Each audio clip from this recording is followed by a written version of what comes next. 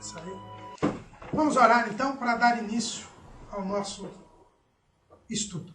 Senhor, meu Deus e Pai Celeste e Justo, graças te damos por estarmos na tua presença. Abençoa, Senhor, o convite se estiver vindo a caminho e dá-nos um estudo proveitoso para que aprendamos a tua palavra. É o que te pedimos, agradecidos no santo nome de Jesus. Amém. Vem mais para cá, assim que o nosso pastor não está aparecendo. Mas Mais para cá, isso. Tá pequenininho ali agora, parecendo pequeno? Parece pequena. Veio uma... O Humberto mexeu aí. Eu vou até depois conversar com ele como é que faz, que eu prefiro que apareça ali, né? Bom, vamos continuar os nossos estudos aqui do grupo de estudos e análises interbíblicos, de estudos e análises. Estamos estudando os reis de Judá e de Israel e vamos continuar estudando o livro, o rei Josafá. Lembrando que Josafá, ele se encontra numa pequeníssima passagem no primeiro livro dos reis, no capítulo 22, a partir do versículo 41, e depois uma extensa menção dele no segundo livro das crônicas, a partir do capítulo 17 até o capítulo 21. 21. Na vez passada, nós, já faz 15 dias, né? Então vamos lembrar, nós vimos que Josafá, quando assumiu o reino, ele assumiu o reino, seu pai era um rei fiel a Deus, o rei Asa, e ele se preocupou com a educação do povo. Isso é muito importante. Ele se preocupou em que os levitas saíssem pelo reino para ensinar o povo. Antes também se preocupou em se fortificar contra o reino de Israel, contra os inimigos, não é? Então, e depois nós vimos que ele, quando já estava estabelecido, cometeu o grande erro da sua vida, que foi se aparentar com a casa de Acabe. Chegou até a ir a Samaria visitar o rei Acabe, e ali, junto a uma série de profetas que profetizavam que Acabe iria vencer os sírios, ele se comprometeu com Acabe e saiu, né, apesar de ter consultado o profeta, ter sabido mostrar que tinha discernimento, não entrou na conversa dos profetas, mas depois que veio o profeta Micaías e disse que Acabe seria derrotado, Josafá não teve força para impedir a guerra e acabou indo à guerra e enganado por Acabe, não é? Porque estava com as vestes reais e ele acabou se livrando, porque Deus o livrou. E quando foram atacá-lo pensando que ele era o rei de Israel, na verdade ele era o rei de Judá e o deixaram ir. E nesta batalha, Acabe foi morto e derrotado. E Josafá conseguiu voltar à sua casa em paz a Jerusalém, o que está escrito em 2 Crônicas, capítulo 19. Então, a partir daí é que nós vamos continuar a falar a respeito de Josafá. Com a palavra, quem já deveria ter começado esse estudo, que é o irmão Arthur. Muito bem. Antes de prosseguir, nós poderíamos ter algumas explicações aí adicionais a essa primeira parte do estudo sobre Josafá. Como nós poderíamos entender, eu sei que ao ler a Bíblia sistematicamente a gente entende, mas acho que seria proveitoso explicar essas expressões que são ditas sobre Josafá, como por exemplo, que Josafá andou nos primeiros caminhos de Davi. E outra expressão bem correlata é a respeito do pai dele, o Asa, no caso, né? Que ele andou nos mandamentos de seu pai, que são os mandamentos, certamente, vindos da lei, né? Como nós poderíamos explicar isso? Essa expressão, nos primeiros caminhos de Davi. Professor Calamaro. Onde está escrito isso? 17:3, né? Está escrito... Na verdade, essa expressão, nos primeiros caminhos de Davi, não é dita só apenas sobre Josafá. É dita também sobre outras personagens bíblicas. Mas no caso aqui, como é Josafá, tem Segundo Crônicas 17:3. Eu já vi aqui. E também a outra em 17:4. Os seus mandamentos, quer dizer, os mandamentos do pai dele. Quem são os mandamentos? Não, aí eu entendo que é nos mandamentos do Deus do seu pai. Exatamente. Quem são os mandamentos vindos da lei mosaica? Isso. Essa expressão, primeiros caminhos de Davi, nós podemos entender o seguinte: Davi antes do seu pecado. Antes do seu pecado. Davi antes daquele famoso pecado com Batseba e tal. Então eu entendo que é nesse sentido. Quer dizer, ele era fiel, ele era um homem segundo o coração de Deus. Quer dizer, andou segundo os primeiros caminhos. Por que a gente pode pensar assim? Porque quando nós falamos lá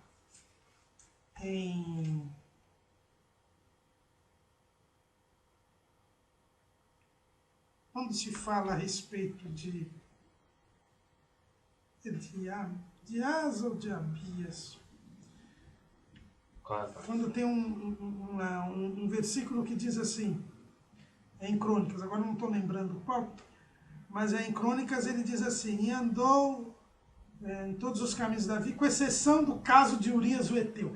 Sempre essa então, por isso que a gente entende que essa expressão primeiros caminhos tem a ver com as ações de Davi antes do pecado com Batseba. Com Batseba, exatamente.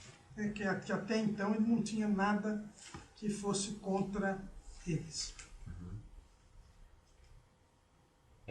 E essa expressão mandamentos?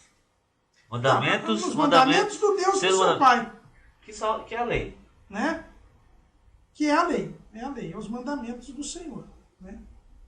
Lá em 1 Reis 15:5, quando fala de Abião, diz assim: porquanto Davi tinha feito, diz assim, capítulo 15, versículo 3, e andou com todos os pecados que seu pai tinha cometido antes dele, e seu coração não foi perfeito para com o Senhor seu Deus, como o coração de Davi, seu pai. E versículo 5, porquanto Davi tinha feito o que parecia reto aos olhos do Senhor, e não se tinha desviado de tudo que lhe ordenou em todos os dias de sua vida, senão só no negócio de Urias, o Eteu. Tá? Então eu acho que essa expressão, primeiros caminhos de Davi, tem a ver com isso. Né? Porque até o momento que Davi... Porque depois que Davi, mesmo ele tendo se reconciliado com Deus, ele sofreu as consequências do seu pecado. Então a vida dele já não foi tranquila, a vida dele já não foi próspera, no sentido pleno, não é? Como era antes. É nesse sentido. Ok. E mandamentos é a lei. Né? É a lei, de acordo... Que era o que Deus exigia do povo de Israel. Ele deu a terra para Israel sob a condição de 28 de Deuteronômio. Será que se ouvires a voz do Senhor teu Deus, tendo cuidado de guardar todos os seus mandamentos que eu te ordeno hoje, o Senhor teu Deus te exaltará sobre todas as nações. Então, era o compromisso, a aliança. A antiga aliança qual era? Era o compromisso firmado lá no Monte Sinai. Lá em Êxodo 19, em diante. Quando Deus disse que propunha para Israel ser reino sacerdotal e povo santo, e eles guardassem os mandamentos, ele daria a lei. E Israel disse, tudo que o Senhor mandar, nós faremos. Exatamente. Então era isso que eles não cumpriram. Que são os mandamentos, não cumpriram. Mesmo assim, ainda eu poderia usar esse versículo que, mesmo depois da queda de Davi, o homem segundo o coração de Deus, baseando assim na graça do Senhor, porque ele se arrependeu, ele não quis justificar com Saul, eu poderia... Não, sim, não, ele se arrependeu, ele se reconciliou, só que ele passou a partir dali a pagar as consequências do seu erro. Então ele já não teve uma vida tranquila. Ele foi destronado, traído pelo filho, perdeu as concubinas, entendeu? Tem todas as consequências. Porque até o pecado dele, ele, apesar de passar tribulações e aflições, mas essas tribulações e aflições não eram em razão do pecado dele. Né? Então ele sempre foi vitorioso. Tal. Agora, por exemplo, quando houve esse problema, ele já venceu Absalão, mas ele não queria que Absalão morresse, e Absalão já morreu. Ele já perdeu o primogênito. E assim por diante. Uma consequência do pecado, hein? Como é drástico, né? Em outras palavras, a Bíblia mostra, prova que não vale a pena o homem pecar. E para isso tem que vigiar, orar, né? E se pecar, aí lá em João 1, né, temos um advogado, mas a consequência é dura, porque o planto colhe, né? É a lei da ceifa, né? É a lei da ceifa. Então, por isso que é isso que ele diz. E Josafá não tinha nenhum problema. Né? Até esse momento aqui, não tinha nenhum problema. Deus sempre o abençoou. Correto. Então, esclarecendo essa expressão, ainda eu queria fazer chamar a atenção para alguma coisa. Antes de ir para a guerra com Acabe, a gente sabe que Acabe manda chamar a contragosto o profeta Micaías, né? E aí o eunuco vai lá chamar. Quando ele vai chamar o Micaías, tem uma coisa interessante que ele fala para o Micaías, que é o seguinte: ele fala assim, deixa eu só ver, 18, né? Segundo Crônicas 18.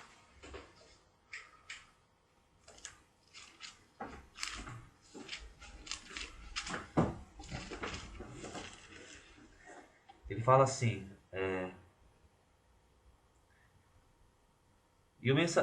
segundo Crônicas 18 e 12.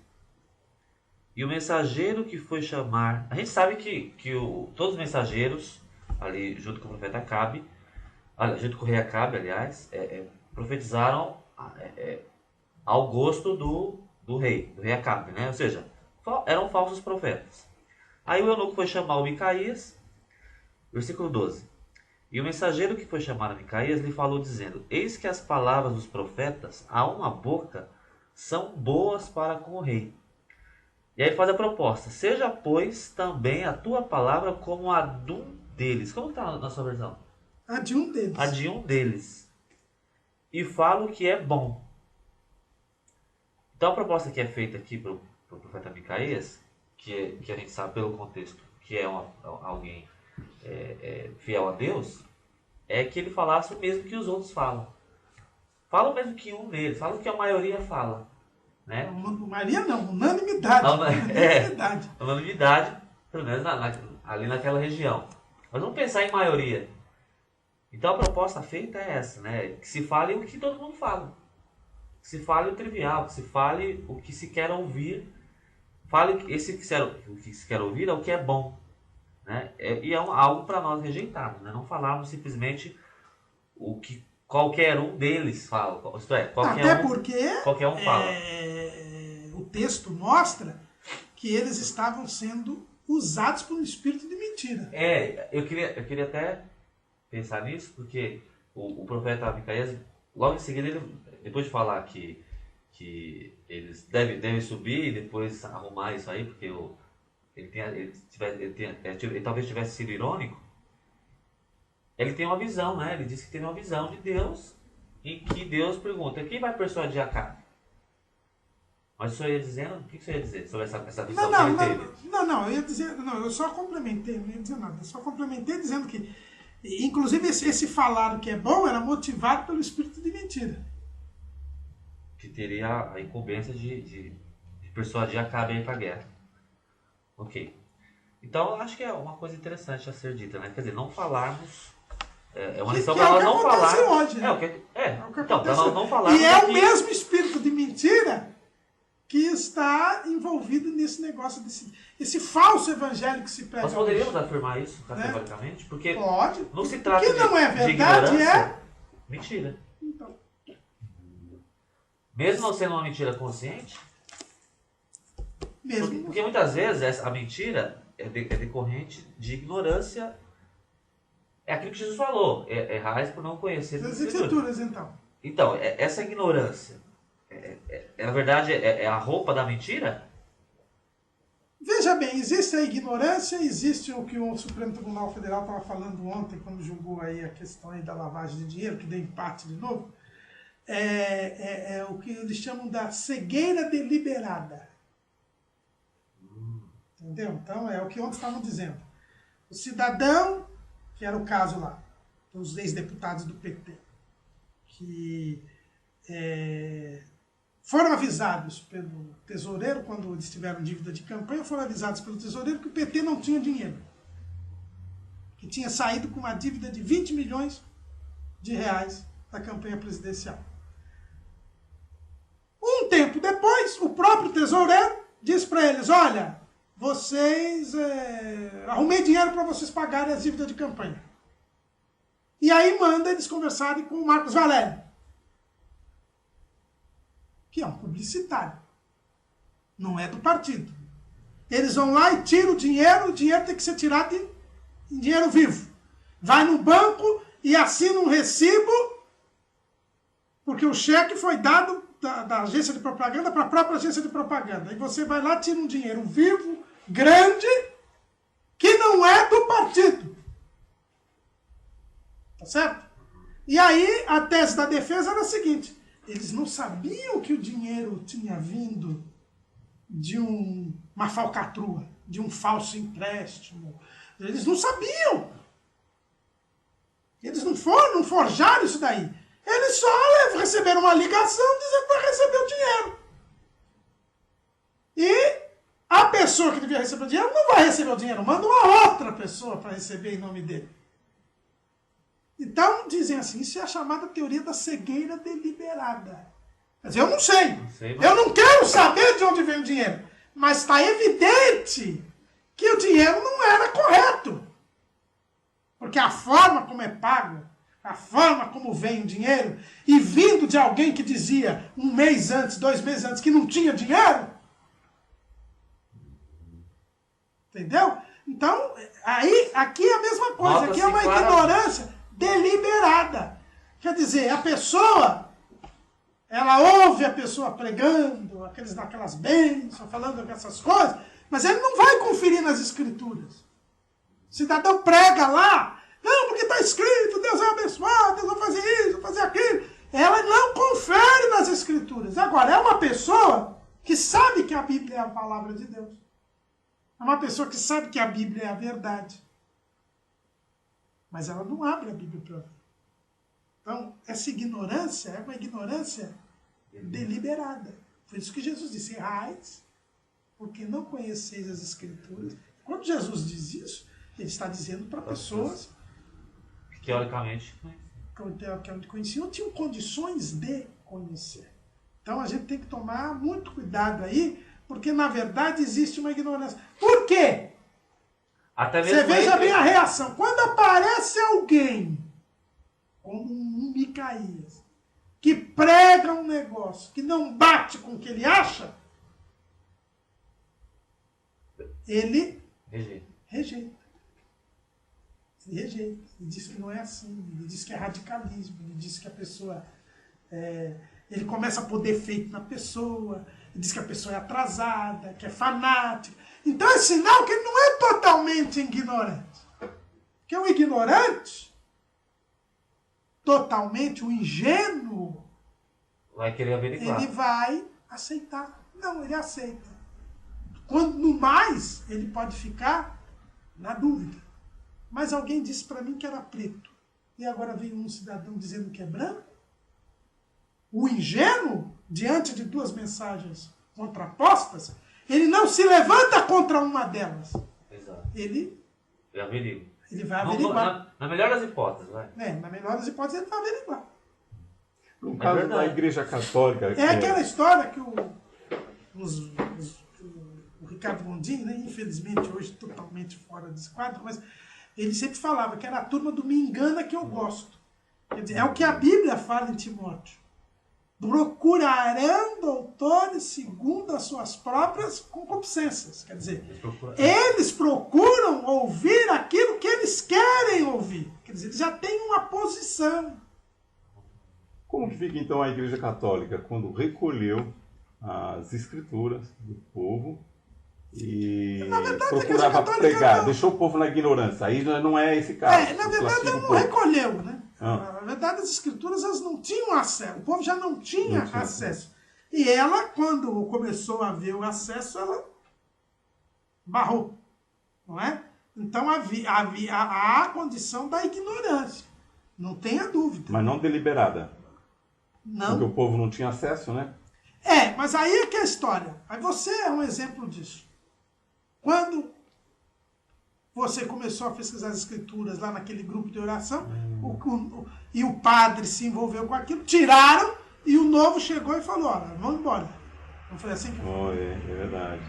Isso. Tá Agora, certo? uma outra pergunta para eu ficar mais ciente. No caso, até eu vi um artigo que dizia, mas não deu a posição.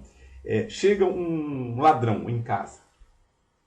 Aí ele me ameaça. E nessa altura a minha esposa, meus filhos se esconderam.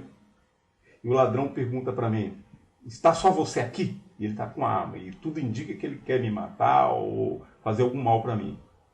Eu, pensando nos filhos e na minha esposa, eu falo assim, ó, se tiver que fazer mal, vai fazer só para mim, para minha esposa, para meus filhos. Eu posso falar para ele, eu posso falar para ele, não estão meus filhos? Como aquela Rabi, que não dá de entender, quer dizer, não estão aqui.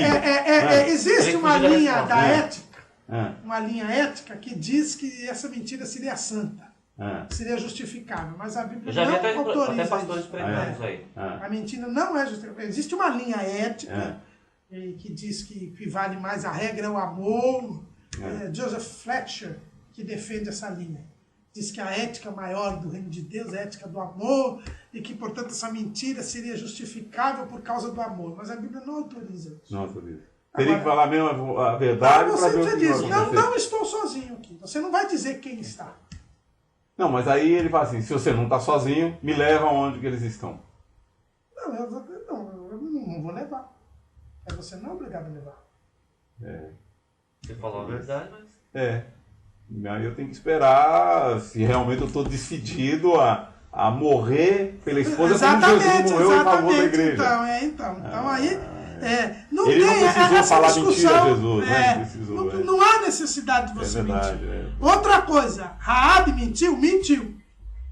Vamos dizer que Raabe não mentiu. Ela mentiu. Agora, ela foi salva por causa da mentira? Não foi. Não foi por causa da mentira, por causa da fé, da confiança em Deus. Ela mentiu, ela não era do povo de Israel, ela não era obrigada a falar a verdade, ela não tinha compromisso com Deus. Tanto que, além de mentir, ela se prostituía. Tem esses dois agravantes, né? E o que ela fez? Depois do dia que eles saíram e foram embora, até o dia da destruição de Jericó, qual foi a profissão dela? Continuou a mesma profissão que estava antes. Eu acho que houve um carro, viu? Alô? Sim?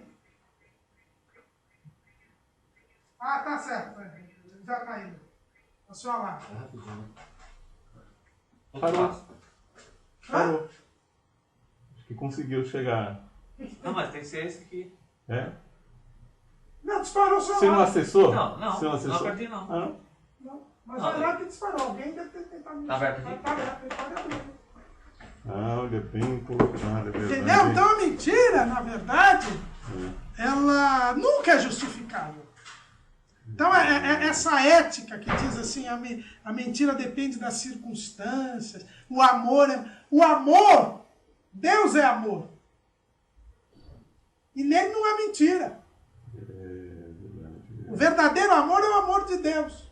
Então não há essa linha da ética. E esse que justifica, ele é evangélico, é teólogo? Isso, é teólogo, Joseph Fletcher. Ele justifica isso. É a chamada ética situacionista. E vivo esse que defende aí? Não sei se alemão?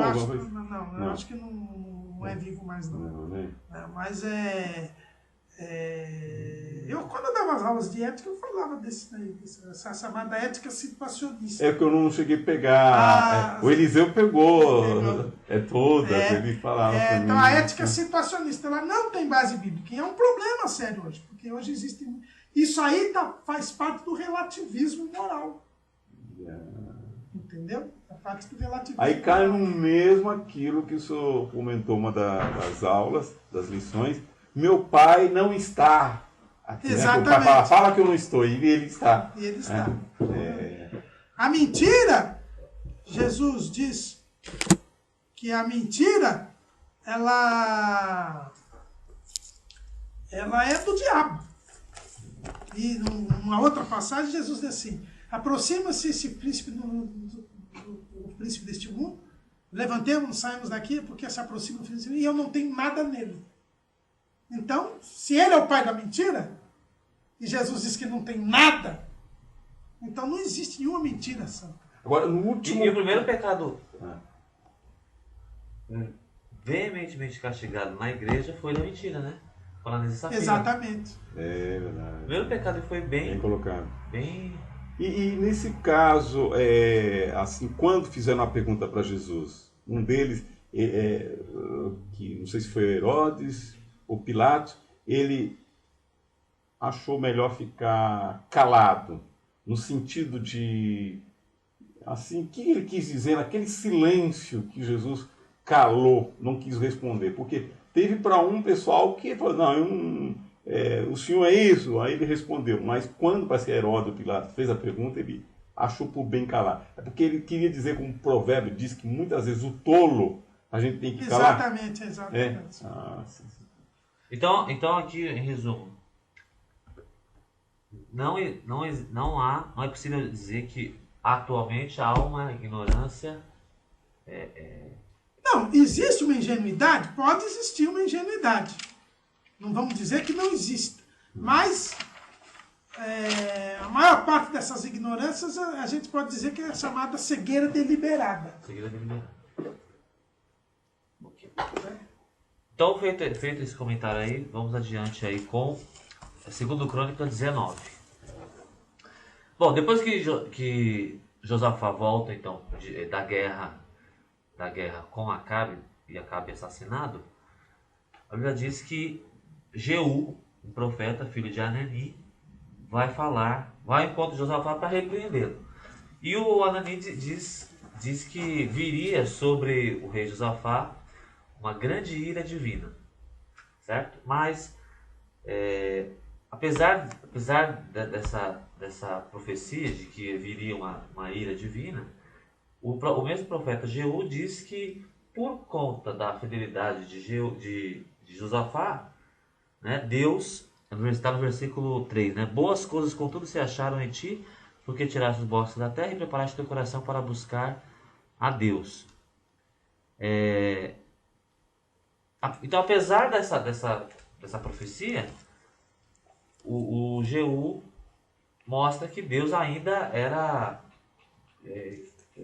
Deus ia fazer o bem para Josafá. E tanto é verdade que vai se levantar...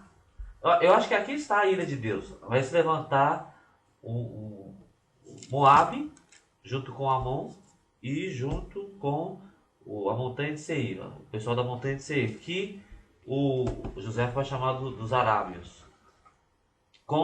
Esses três povos, os moabitas, em primeiro lugar, os amonitas e os arábios, vão se juntar contra Josafá. E esse ajuntamento é um ajuntamento muito grande, muito gigante, a ponto de Josafá temer. Né? Josafá, por temer, aí ele vai se humilhar diante de Deus, vai convocar um jejum diante do povo, e aí vai pedir clemência, vai pedir socorro a Deus. Né? E ao pedir socorro, nessa oração que Josafá dirige a Deus, ele faz questão de retomar, de lembrar alguns pontos, né? Quando, por exemplo, ele vai dizer que quando o povo de Israel saiu do Egito, o povo Deus não quis que o povo passasse pela terra de Moabe, de Amon. Então o povo não passou. Além disso, quando o povo chegou na terra de Canaã, Deus fez com que o povo de Israel, cumprindo a palavra de Deus, conquistasse aquela terra. E não era possível, então, que aquele mesmo povo que tomasse a terra dada por Deus.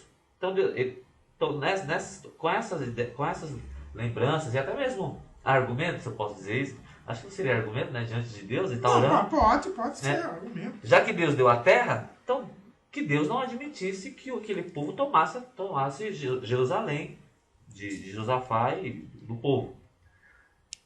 Diante disso, Deus toma um outro profeta agora, que é o profeta Jaaziel, e Deus fala por meio dele, aí aquele texto famosíssimo, né?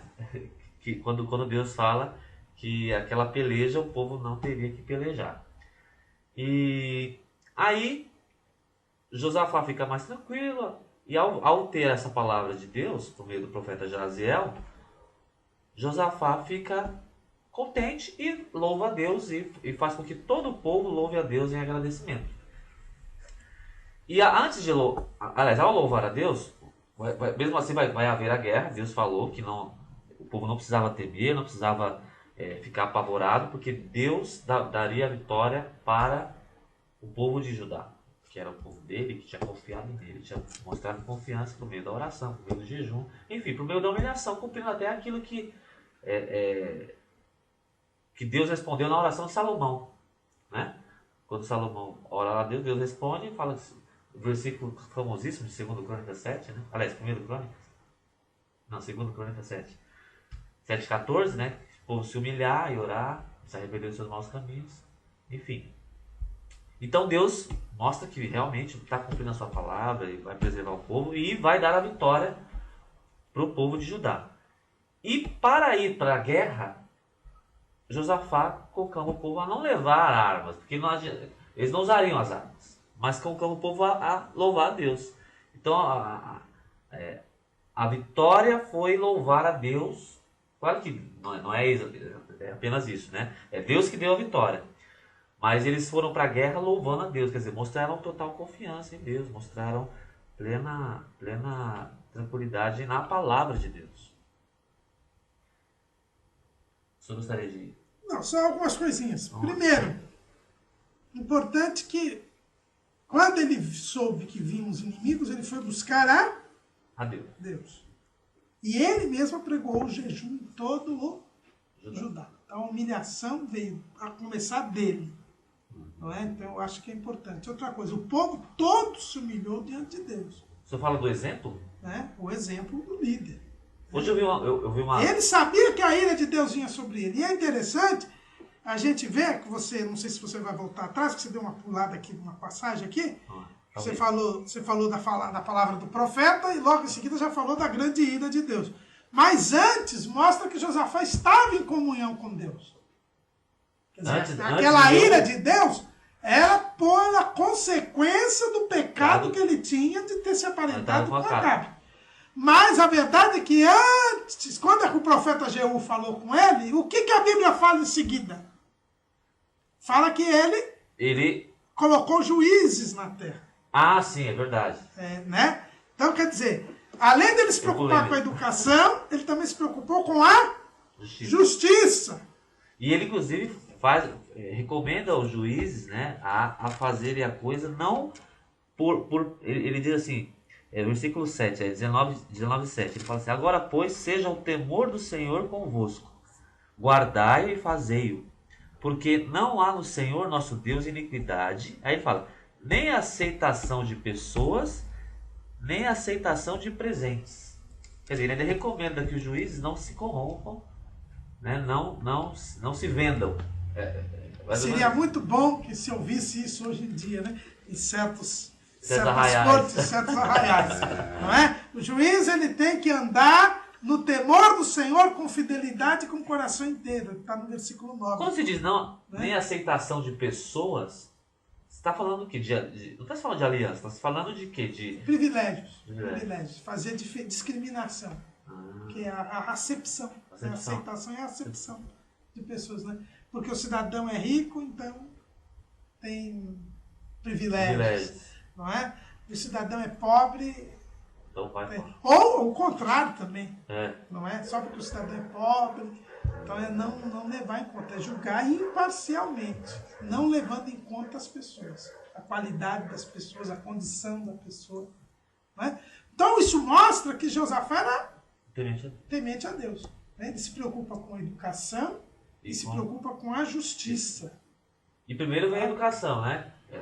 Até o senhor citou, vamos dizer assim, não diretamente, eu acho, mas fez lembrar aquele texto de Paulo, né? Quando Paulo fala de que toda a palavra de Deus é inspirada por Deus, aí ele fala apta, não é apta, ele fala apta para proveitosa para ensinar, né? Redarguir e corrigir, instruir em justiça. Então, primeiro é apta, proveitosa para ensinar. E aí no versículo 4 que diz, então ele fez o povo voltar ao Senhor, veio a educação, né? Exatamente. A educação. Então, isso mostra que Josafá era um homem fiel, apesar dos erros que ele tinha cometido. Ele era um homem eu posso fiel. pensar... Agora, ele sofreria as consequências dos erros que ele cometeu. Eu posso pensar que a ira de Deus é esse levantamento de nações contra Jerusalém? Contra Judá? O começo, não foi só isso. Teve outras coisas aí. Sim, vai ter lá depois no fim, mas já é outro problema que ele comete. Exatamente.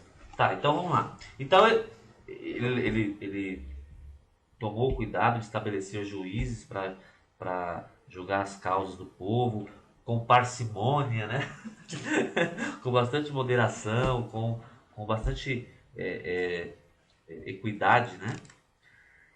Mas de qualquer forma, levantou-se aquele povo todo que eu já falei e ele teve vitória dada por Deus. Em relação a essa guerra, o que nós poderíamos acrescentar? Eu posso dizer que ele buscou a Deus, né? Ele confiou em Deus, quer dizer, não confiou, como diz lá a linguagem do Salmo, né? No braço da carne, mas não confiou em carros e cavalo, confiou em Deus. E por ter confiado em Deus... Não foi buscar apoio de Israel. Dessa vez, né? Não foi buscar. Quer dizer, mostrou arrependimento, que ele mudou o comportamento. E aqui está a questão do arrependimento, né? Mudou o comportamento e louvou a Deus. Quer dizer, ele foi para a guerra louvando a Deus. Antes de ter a vitória, ele já estava louvando. Quer dizer, o louvor não foi depois da vitória, foi antes. Isso foi uma maneira de experimentar uma prova que Deus, no capítulo 20, não seria que Deus, vamos agora mostrar para o povo, Deus na sua presciência sabia, mas mostrar para cada um de nós que ele estava realmente convertido, assim. Exatamente. Né? Permitiu uma prova para nós sabermos, né, a fidelidade dele. Eu gosto de uma palavra aqui que é outra coisa na guerra, depois da guerra, não. Ao dar a vitória para o povo de Judá, a linguagem aqui da Almeida Corrigida fala que Deus desbaratou, né, os inimigos. Desbaratou os inimigos de Judá. E aí, com a vitória, inclusive, é interessante que o historiador Flávio José faz uma descrição dessa vitória aí. Poderia... Lógico. Todos nós aprendemos aqui. Flávio José. Ele diz assim, ó. Precisa citar o livro? Qual que é o livro? Lógico, Antiguidades Judaicas. Antiguidades Judaicas, capítulo 10. Livro? É o livro... Não sei. É o livro primeiro. Não é o livro primeiro, não. Aí não tem o livro aí? Não tem. Livro sétimo. Livro 7º, capítulo 10. Capítulo 10. Livro 7º ou livro 9? Livro 9. Tá aqui. Então não é o capítulo 10, é o capítulo 1. Eu confundi, é o capítulo 10. Capítulo 1 do livro 9 da Antiguidade Judaica, que na história dos Hebreus em um volume só, está na página 300 e... Não, opa, olha só a confusão. 430. Não, 430 não. Eu estou me perdendo, ó. 428. 428. Fala assim, ó. Nesse entretempo, na ocasião da guerra desses três povos aí. Nesse entretempo, os moabitas e os amonitas, unidos aos árabes, a quem haviam chamado em seu socorro, entraram com um grande exército nas terras de Josafá e acamparam a 300 estádios de Jerusalém, perto do lago Asfaltite. no território de Engedi. Engedi? Entendi. Muito fértil em bálsamos e em palmeiras. Josafá, surpreendido que tivessem adentrado tanto o seu reino, mandou reunir no templo todo o povo de Jerusalém. Olha só. Mandou reunir no templo todo o povo de Jerusalém para rogar a Deus que o ajudasse contra tão poderosos inimigos e os castigasse pelo seu atrevimento. Disse-lhe com humildade que tinha o direito de esperar o auxílio, porque ele mesmo dera ao seu povo a posse do país do qual aquelas nações os queriam expulsar. E quando seus antepassados construíram e consagraram o templo em honra a ele, a Deus, né, eles puseram toda a sua confiança no auxílio dele, sem duvidar que ele lhe seria sempre favorável. O príncipe fez acompanhar essa oração com lágrimas e o povo em geral, tanto os homens quanto as mulheres, fez o mesmo. Então o profeta Jaziel adiantou-se e disse em alta voz, dirigindo-se ao rei e àquela grande multidão, que os seus votos haviam sido ouvidos. Deus combateria por eles e lhes daria a vitória. Deveriam partir no dia seguinte para enfrentar o inimigo até uma colina denominada Ziz, que em hebreu quer dizer eminência, que está entre Jerusalém e Engedi, pois ali os encontrariam. Não teriam necessidade de se servir de armas, porque seriam apenas espectadores do combate, que Deus travaria, ele mesmo, em favor deles. Ante essas palavras, o rei e todo o povo prostraram-se com o rosto em terra e deram graças a Deus e o adoraram. Os levitas, com acompanhamento de música, cantaram hinos em seu louvor. Aí no dia seguinte, ao raiar do dia, o rei Josafá se pôs em campo e quando chegou ao deserto que está debaixo da cidade de Tecoa, disse às tropas que não havia necessidade de combater como num dia de luta, pois toda a sua força consistia em sua perfeita confiança no auxílio que Deus prometera por meio do seu profeta. E ele diz outras coisas, aí fala assim: Deus infundiu tal cegueira no espírito dos amonitas e dos povos que a eles se haviam juntado, que eles próprios se tomaram por inimigos e, transportados de furor, mataram-se uns aos outros, com tanta animosidade e raiva, que não restou um só com vida de todo aquele imenso número, e o vale onde socorreu ficou juncado de cadáveres. Aí Josafá ficou alegre, deu graças a Deus, e foi isso. O interessante essa parte, hein, professor? Deus permitiu a cegueira entre eles para ver uma briga. Exatamente. Olha, e aí a vitória vem para os servos de Deus, né? Para os servos de Deus. Porque é o tempo do Senhor, né? E é interessante que a vitória não foi uma vitória simples, né? Foi algo grandioso, né? Por ter tido confiança em Deus, não foi uma vitóriazinha qualquer, né? Foi... O professor, aí me fez lembrar, o Cabo Bruno, eu cheguei a fazer uma visita lá no Centro de Observação Criminológica em 93, 94, que ele estava aqui em São Paulo, né? E aí eu cumprimentei tudo, ele estava no culto, pregando. Aí quando nós saímos, aí o irmão perguntou assim: olha, você deu um abraço no irmão, falou um termo assim, pentecostal, no irmão Canela de Fogo, um negócio assim, tudo. Eu falei assim, sim, quem você quer falar? Você não sabe quem é aquele irmão, não? Eu falei assim, não, ele cumprimentou o irmão Florisvaldo. Aí se eu disser Cabo Bruno, o Cabo Bruno, né? E aí agora eu estava lembrando, né, que se ele, vamos dizer, não fosse... Ele recebeu algum indulto do presidente para sair antes do tempo, né? Se demorasse um pouquinho mais, talvez esses inimigos dele estariam já mortos, Deus ia caçar alguma coisa. Eu não porque... entendo assim, não. Eu acho que... Aí as famosas consequências do pecado. Porque ele matou muita gente, né? Né?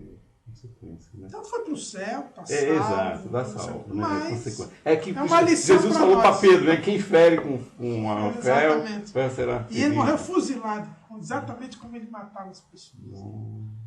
Mesmo com guarda-costas e tudo, né? Não, ele estava sem guarda-costas. Ah, estava? Rapaz, a mais importante que foi para o céu, dar Exatamente. convertido, né? Mas para mostrar para a gente que aquilo é as consequências. Por que teve essa guerra toda aqui? A consequência, a ira de Deus. Mas ele era salvo, ele era temente a Deus. Você vê que depois que o profeta, ele não pegou, não fez como o pai dele. Ele não prendeu o profeta. Porque profetizou dessa maneira. Não, o Asa fez isso.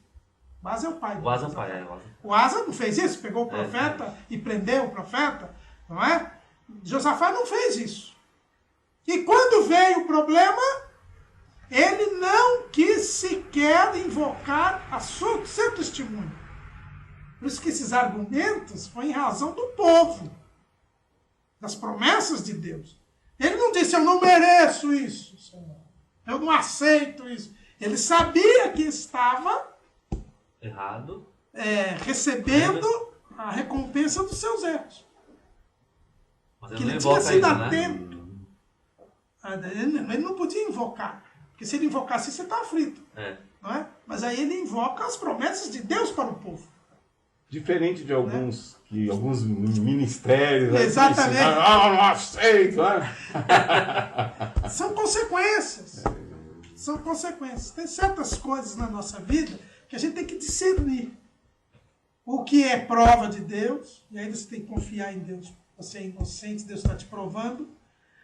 O que é pecado, e você tem que se reconciliar. E o que é consequência dos seus pecados já perdoados. E aí você tem que aguentar. Consequência dos pecados, né? Certo? E aí você tem que aguentar. Tá certo?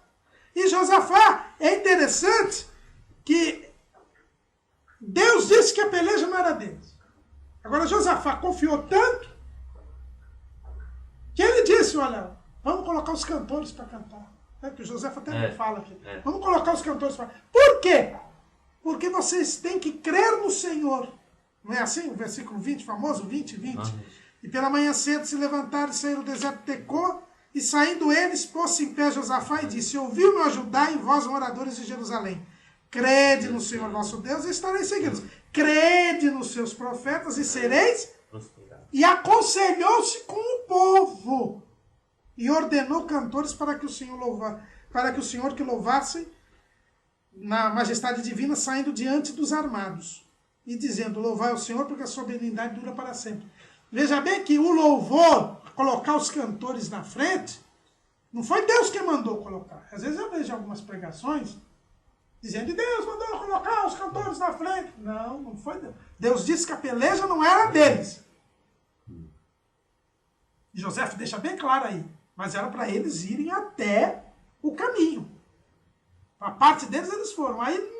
Aí Josafá se aconselhou com o povo e disse assim, crede no Senhor e crede nos seus profetas.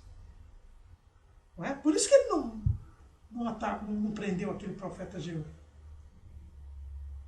Por quê? Porque ele cria nos profetas.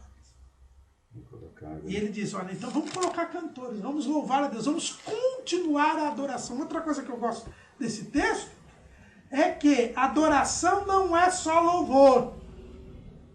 Veja bem que eles primeiro se prostraram em terra, adoraram a Deus, certo? E os levitas cantavam, os filhos dos coraitas, dos coatitas, não é?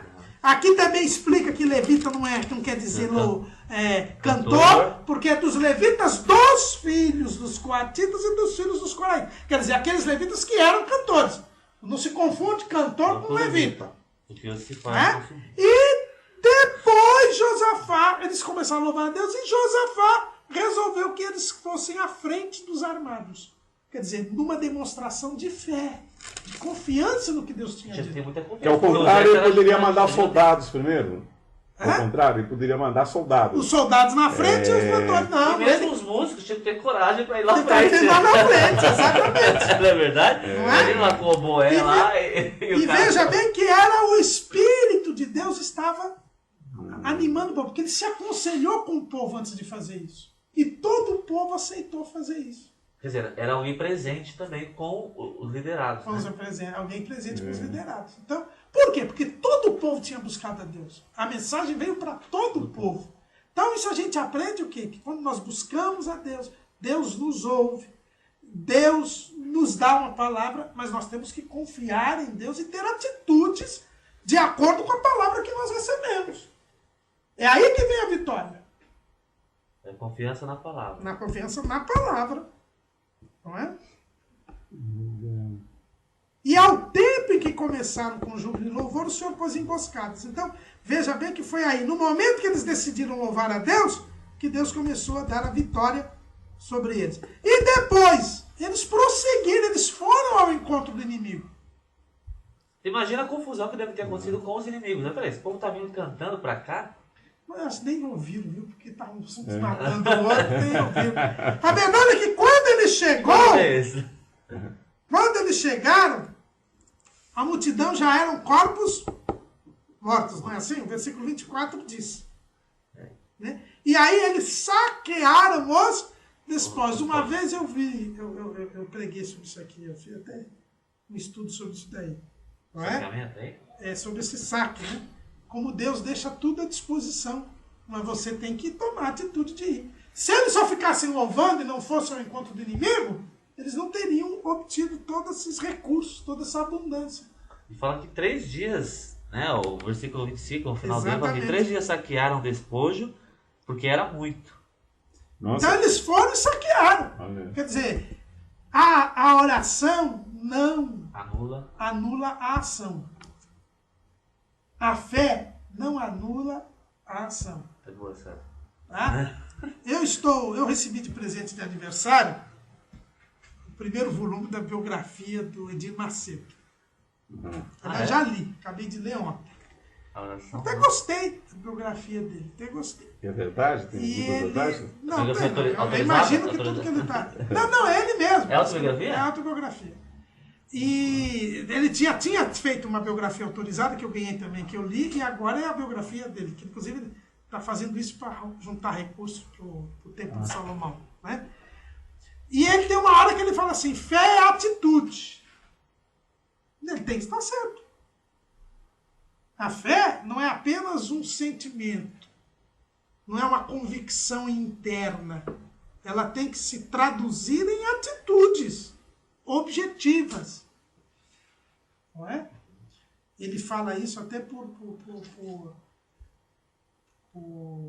na experiência dele, que ele conta, que ele queria muito tempo ser um pregador, muito tempo queria ser um pastor e tal, e sempre lhe era fechadas as portas, seja na Igreja Nova Vida, onde ele se converteu, onde ele ficou quase que 16 anos, seja depois, quando ele foi para a Igreja do Caminho Eterno, aí ele começou até a dirigir uma congregação, mas aí falaram que iam fechar a congregação dele, que ele não tinha jeito para aquilo, não sei o quê. E depois, ele pedindo a Deus sempre, porque que sempre perdia a oportunidade e tal, e aí Deus falou com ele, ele orando a Deus e tal, e Deus disse para ele que ele tinha que tomar uma atitude. E foi quando ele deixou o emprego dele, que era um bom emprego na loteria do estado do Rio de Janeiro, onde ele tinha feito carreira lá, deixou tudo e abriu a igreja que seria a Igreja Universal. Não é? E todo mundo dizendo que é uma loucura, que isso não ia dar certo, inclusive o cunhado dele, que é o senhor Romildo Soares, né, que ele faz questão de dizer lá. Por que põe ele duas fala- vezes RR? Não é só um? Não, é Romildo alguma coisa sim. Soares. E ele disse que ele tinha de alugar um salão e tinha de ter um fiador, e ele foi pedir para a mãe dele. Para a mãe dele ser a fiadora. E foi todo com jeito para ver se convencia a mãe. E a mãe dele deu uma lição para ele diz assim na biografia dele. Que a mãe dele deu uma lição para ele. Que ele chegou, aí começou tentando convencer a mãe e tal, mas aí a mãe deu uma cortada nele e falou assim, mas você não falou que Deus mandou você fazer? Você não falou que Deus tem que ter uma atitude? Então você é sua fiadora. Não precisa se justificar muito, não. Se Deus disse, vamos lá. Não é? E aí o cunhado, o senhor Romildo Soares, veio e falou, a senhora está ficando doida, a senhora vai perder sua casa e tal, mas ele foi e deu no que deu. Tá aí. Não é? Então, ele diz, a fé tem que ter atitude. Não é? Nesse ponto ele tem razão. Aliás, nesse primeiro livro aí, eu até tenho umas coisas interessantes. Ele devia pregar mais do que ele escreve, do que ele escreveu. Né? Pena que não anda pregando muito o que ele escreveu. Inclusive, quando ele fala do batismo com o Espírito Santo, né, como ele buscou o batismo com o Espírito Santo, eu gostei muito da passagem. Ele mostrando que como ele demorou para ser batizado com o Espírito Santo, porque ele não tinha fé suficiente, porque, né? E como que a pessoa tem que buscar o batismo com o Espírito Santo. E aí ele fala, pena que ele não prega isso, eu nunca vi ele pregar sobre isso, não é? Mas ele fala exatamente que a pessoa tem que ter sede, né? Tem que mirar aquilo, ter aquilo como prioridade, realmente buscar, porque quando ele buscou para valer, ele foi batizado com o Espírito Santo. Então, é isso que ele fala da questão da atitude, da fé. Na própria conversão dele, ele diz que ele ficou muito tempo dentro da igreja sem ser um convertido. Porque ele não tinha atitude de abandonar o pecado. Né? Então, eu acho que isso é importante. E aqui, Josafá, ele mostra isso. Né? Josafá, ele mostra. Houve uma atitude. Foram ao encontro do inimigo. No meio do caminho, ele resolveu colocar os cantores à frente. Conselhou-se com o povo aceitou, e quando chegaram lá, saquearam os despojos. Se eles não tivessem ido, não teriam. E depois, no quarto dia, como você falou, ficou 3 dias, e no quarto dia eles foram até o vale de Beraca, né, que é o vale do louvor, para louvarem ao Senhor. Por isso que aquele vale ficou conhecido até hoje como o vale de Beraca, porque é o vale do louvor. Você falou 15 dias atrás sobre o Vale de Josafá. O que é o Vale de Josafá? Vale de Josafá quer dizer Jeová julga, não é o mesmo vale aqui. Não é o mesmo, não, sim. É porque o nome Josafá quer dizer Jeová julga. Então o Vale de Josafá, que é lá o Armagedon, ele é chamado de Vale de Josafá porque é o momento do julgamento do povo. Citado lá em Joel, lá não é o Josafá, tem nada a ver com o Josafá. Na verdade, com esse Josafá, é só o significado do nome. É só o significado do nome. Diferente de lá do nome do filho de José, Jezreel, do lugar de Jezreel. Diferente, né? Não, que ali o lugar era Jezreel. Aí colocou no Oséias, né? Colocou o nome de Jezreel para lembrar a profecia que tinha sido dada ao rei Jeú, que não tem nada a ver com esse profeta Jeú aqui, com o rei Jeú. Porque ele destruiu a casa de Acabe em Jezreel. Ok, bom, depois dessa esplêndida vitória aí, o que vai acontecer? O Josafá, não sei porquê, ele vai se juntar. Eu estou pulando? Não. Ele vai se juntar com Acasias, que é o rei subsequente a Acabe. Quer dizer, de novo ele vai fazer uma aliança. Não, veja bem, não é que ele vai fazer uma aliança. Na verdade, ele já estava aparentado. Então é uma continuação? Porque, veja bem, ele já tinha laços. Porque, lembra lá? E aparentou-se com Acabe. Por quê? Porque ele fez o Jeorão, que era o filho dele, casar com a filha de Acabe, que é a Atalia. Que a gente vai ver mais à frente. Eu posso pensar aqui. Então ele já estava aliançado. Quer dizer, veja bem que ele tomou uma atitude de, nessa guerra, ele poderia ter buscado o rei de Israel. Por isso que eu falei que ele não buscou o rei de Israel. Porque eles estavam em aliança, estavam aparentados. Mas ele não quis saber de buscar o apoio de Israel. Ele foi buscar a Deus. Agora ele já estava amarrado. Eu posso pensar que isso aqui não está em ordem cronológica? Eu tenho alguma pista que me indique que isso pode ter ocorrido antes, por exemplo? Vamos ver aqui, eu tenho a Bíblia em ordem cronológica, eu vou pegar aqui. É boa pergunta, hein? Porque isso aqui é o fim da vida dele. E de novo ele está com agora... Veja bem, Acabe morreu. Em seu lugar foi reinar Acasias. E que era cunhado do filho de Josafá. Nós vamos aqui, tiramos as dúvidas. Aqui nós estamos para aprender. É 2 Crônicas 20. 20. Vamos ver aqui, ó, já 556. É boa essa Bíblia aí. Cronológico, né? Tá só uma passagem. Josafá. Fala que Deus não tem prazer na morte do justo. Aí. Porque... Aí não. Onde que está escrito isso? Tá lá no Salmo. Qual é o Salmo que fala isso? Que Deus tem prazer na morte. Na 2 Crônicas. Mas tem esse pormenor, né? Tá escrito errado, tá escrito assim, é. Você ouviu o que ele falou aqui, professor? Deixa eu ver isso aí. Eu li essa Bíblia aí já. Eu li. 2 Crônicas 20. 20, 37. Mas aí eu tô falando da Bíblia em ordem cronológica. É da NVI. É NVI. Deixa eu ver aqui. Vitória sobre o rei. Restaurar. Deixa eu ver. 20 tal, até o 13. Inclusive, o segundo aqui, a Bíblia de ordem cronológica, o Salmo 83, foi elaborado nessa vitória aí. Aliás, essa vitória não, foi quando eles buscaram a Deus em jejum tal, aí veio o Salmo 83.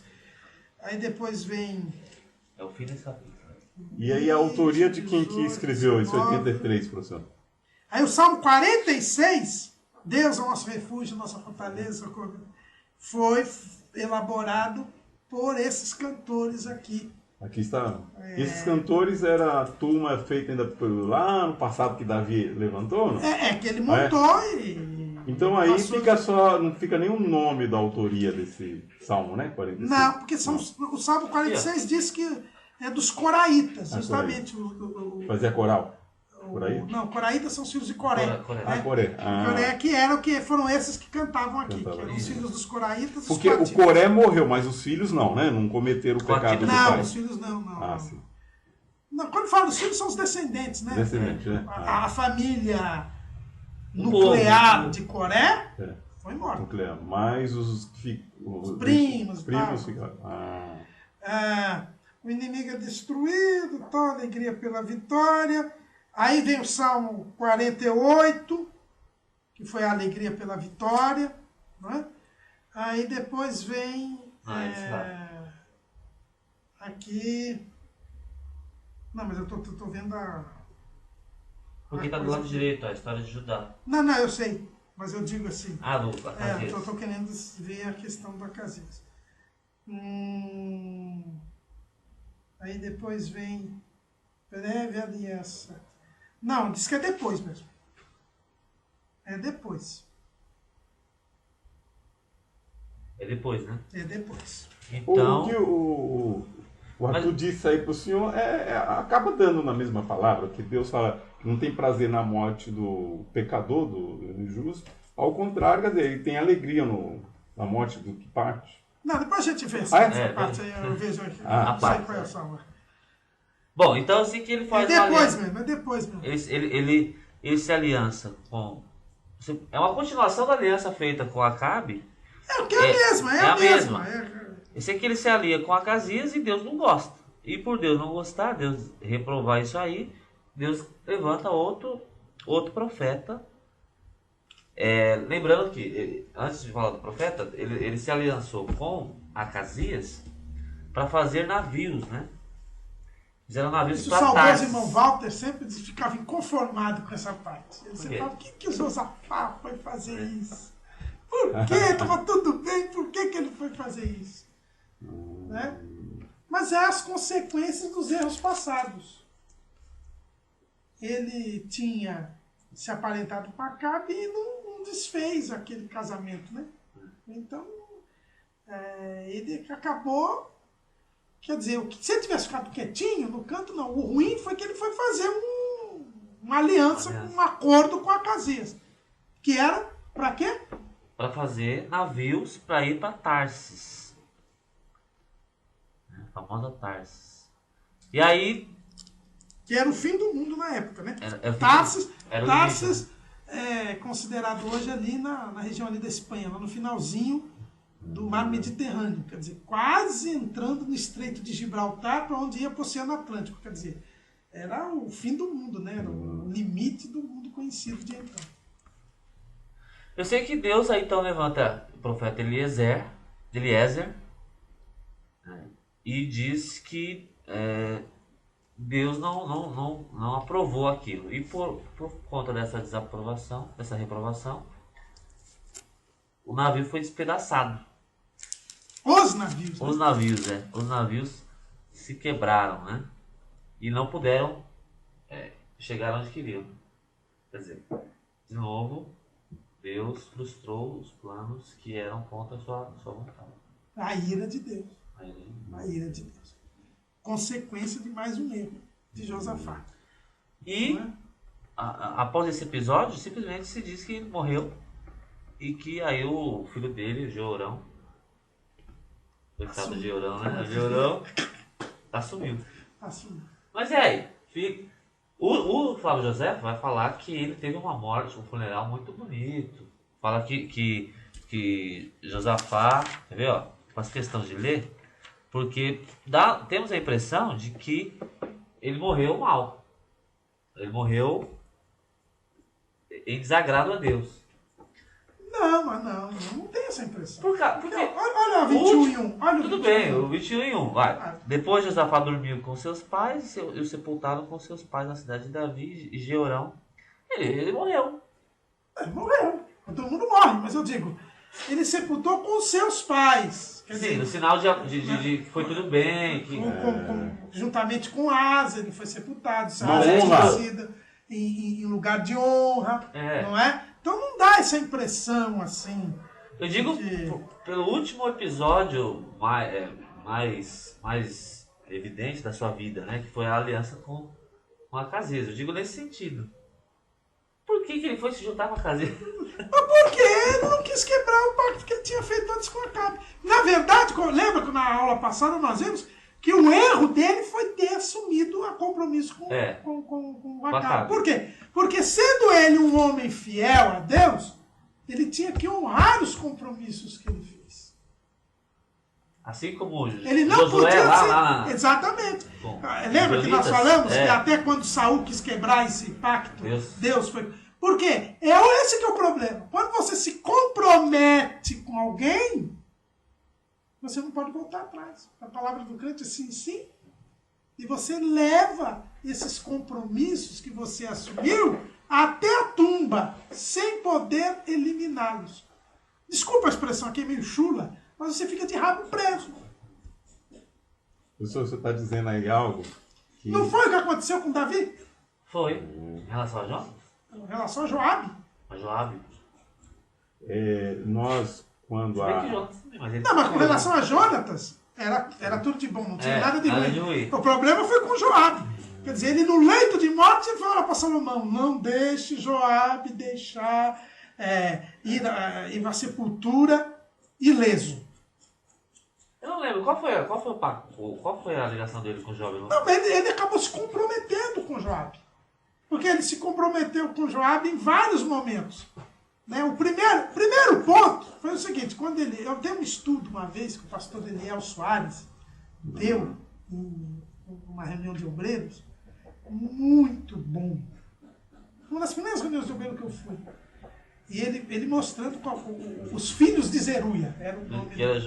Joabe era um deles. Né? E ele mostra como quando Davi entrou no reino, ele já colocou os filhos de Zeruia como assessores. Quer dizer, ele até deu um exemplo, né, desses pastores que quando chega na igreja, tira todo mundo e põe outros. Ele diz assim, não faça isso, porque você acaba na mão daqueles que você colocou. E foi o que aconteceu com o Joabe. Né? E aí já começa daí. Depois, lá na frente, quando ele foi fazer o acordo com Abner, Joabe foi lá e matou o Abner. E ele não podia fazer nada porque ele tinha posto o Joabe. Estava num momento que ele não podia abrir mão do seu chefe do exército. Exato. Depois, mais à frente, o filho dele? Ele faz a bobagem de mandar o Joabe matar o Urias. O serviço sujo o serviço sujo da morte de Urias foi na mão do Joabe. Exatamente, é verdade. Então ele se comprometeu com Joabe. Depois, mais à frente, quando Joabe mata o Absalão, contra a própria ordem do rei, e o rei começa a chorar, e o Joabe ainda chega e fala, para de chorar e vai lá, senão você vai perder o reino. Ele teve que engolir. Sem falar que tinha sido o Joabe que tinha trazido o Absalão de volta. É verdade. Quer dizer, ele se comprometendo sempre com o Joabe. Ele não podia ir contra o Joabe. Depois da revolta de Absalão, ele ainda trocou o chefe do exército. Ele tirou o Joabe. Colocou o Amasa.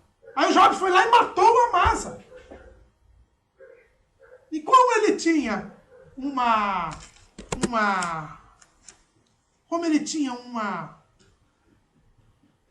devia favores a Joabe, ele não podia fazer nada. Por isso que ele disse, no leito dele, ele falou, meu filho, você não está comprometido com ele, você pode tomar atitude. Entendeu? São coisas que acontecem na vida da gente. Você acaba se comprometendo com algumas pessoas fora da direção de Deus e você tem que engolir essas pessoas até o final. Porque você é crente. Né? E foi o que aconteceu com Josafá. Agora veja que é interessante, ali em 1 Reis 22 e 49, que nos fala alguma coisa sobre esse episódio. E fez Josafá navios de Tarsis para irem a Ofir por causa do ouro. Porém não foram, porque os navios se quebraram em Ezion-Geber. Então Acasias, filho de Acabe, disse a Josafá, vão os meus servos com os teus servos nos navios. Porém Josafá não quis. Então veja bem que ele, no final da vida, ele ainda mostrou um certo simancol, vamos dizer assim. Né? Depois dos navios quebraram, ainda o Acasias quis insistir ainda. Não, vamos meus servos com os teus servos. Aí ele diz, não quero saber de nada disso. Então até que a gente vê aí que ele não quis, né? Não quis. É interessante que ele não quis. Ele escolheu não ir. É verdade, é um sinal. É um sinal, claro, né? De decisão. De escolha, né? Uma palavra tem um Agora, significado. por que ele foi? Aqui também esse texto diz por que ele acabou fazendo a aliança. Por causa do dinheiro, gente. Por causa do ouro. Não é? Ele acabou sendo levado pelo Acasias por um pouco de ganância. Nossa. Não, olha, mostrando que as alianças também ocorrem hoje por causa do biometal. Por causa do biometal. E é interessante que quando... Isso é só naquele tempo. Era só naquele tempo. Hoje não. Você não vê ninguém se aparentando. Aparentando não, mas... Você não vê mais ninguém fazendo aliança por causa disso aí, né? Poder. Exato. Poder. A Bíblia está ultrapassada. Exato.